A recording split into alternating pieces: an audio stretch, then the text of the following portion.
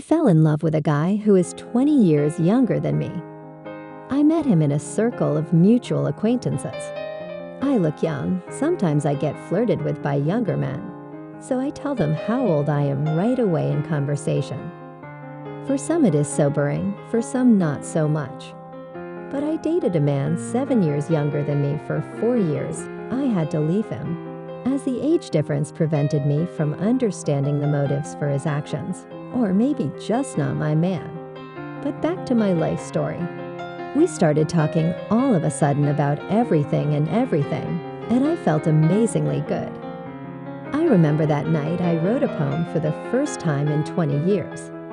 Then we started talking on the internet. I really hoped that he was interested in communicating with me because the emotions he gave me were enormous. We saw each other a couple of times. We just met to chat, and I felt like he looked at me as a woman he liked, although it was more dependent on my appearance. But I developed a strong addiction to texting in the evenings, and the inspiration from the communication began to disappear because I just wanted to enjoy myself. And then I began to be courted by a man my age. And in general, I realized that it makes no sense to waste time on a young man who is not interested in you, with whom there is no future, and the connection with whom, if it comes to another level, will be immoral. I made an effort to stop communicating. Sometimes it breaks like a drug addict, but I have been holding on for a month.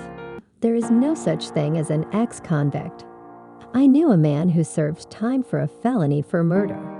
There were guys and girls in our group of friends. One friend of ours went on a crime spree with a man who had done time, a drug addict. They decided to rob a cab driver, but it didn't go according to their plan. It came out with grievous bodily harm. They got 12 years in prison. We all, to somehow hold him up, attended the sessions. Then we all pooled our money and bought food and gave it to his mother for him.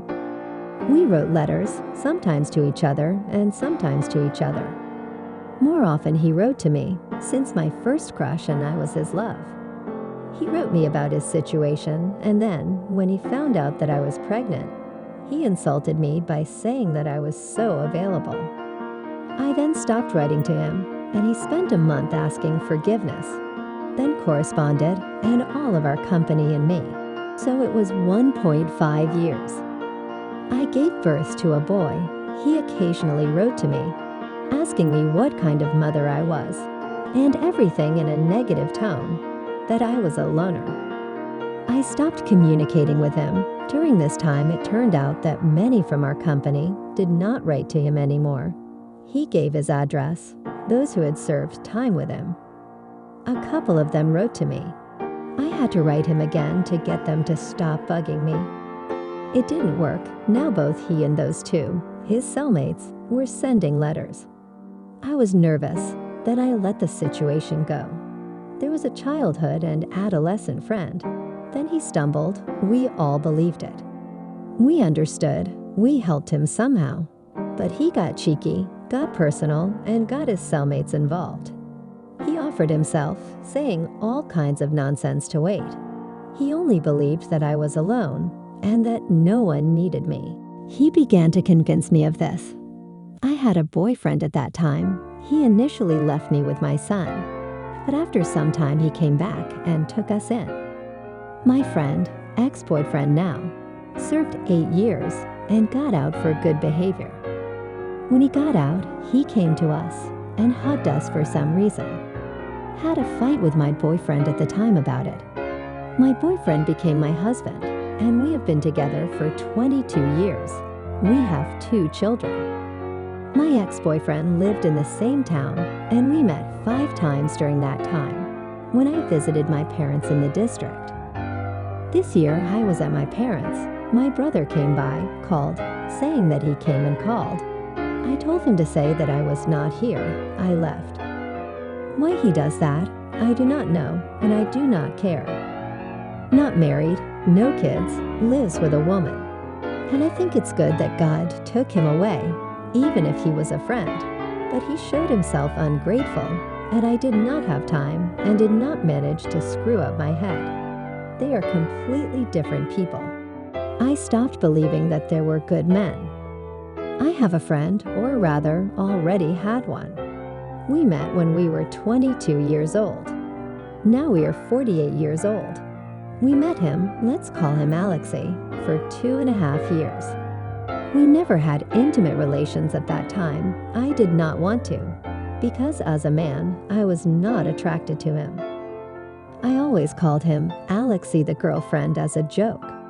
We went to the theater, to museums, to the movies. We just hung out. Of course, he liked me and declared his love for me and wanted to marry me. But as my man, I didn't see him near me. He was very affectionate to me. Then I met a guy who later became my husband. Alexei took it very hard when I left him. I said a lot of hurtful words to him just to get him off my back. He still called me all the time when I was already married. And once he came to my house with flowers and cake. It's a good thing my husband wasn't home at the time. He was crying on my mother's shoulder, saying, "How can I live now?" After that, he drank heavily, stopped taking care of himself. His mother took him away from Moscow. He and I lived in Moscow then, to his small town where he was from. After a while, Lesha married a woman with a child from his first marriage. But he still continued to call me from time to time over the past 20 years, sometimes sneaking out of his small town to see me. In those 20-odd years, I managed to get married twice, unsuccessfully. I also had some long-term relationships that didn't work out either. Alexei and I didn't communicate for a while. I have my life. He has his. He is also married to this woman. They had 2 more children together. I've changed my place of residence more than once. When one day Lesha called again, he found out that I was divorced. He wanted to meet me in a cafe. We met. He also gently held my hand and asked me why I had done that to him back then. I looked at him and thought, did I really push away my own happiness then? Can a man really love like that all these years?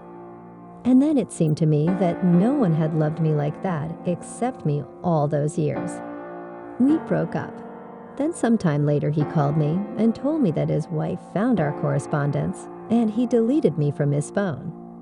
I blocked him everywhere too, out of harm's way, and we didn't communicate at all for 3 months until one day he found where I work. I told him roughly. We met. He said he was coming for the 3rd time to find me. We met. He came to my house. I noticed then that he came without flowers and without any cake. In the years of our youth, he always brought something. He sat silently beside me for about 30 minutes, and I had to draw out every word. The conversation did not click at all. Then he came up to me and said he wanted me. I did not resist. I gave myself to him for the first time in more than 20 years. But to say that it was tender is nothing to say.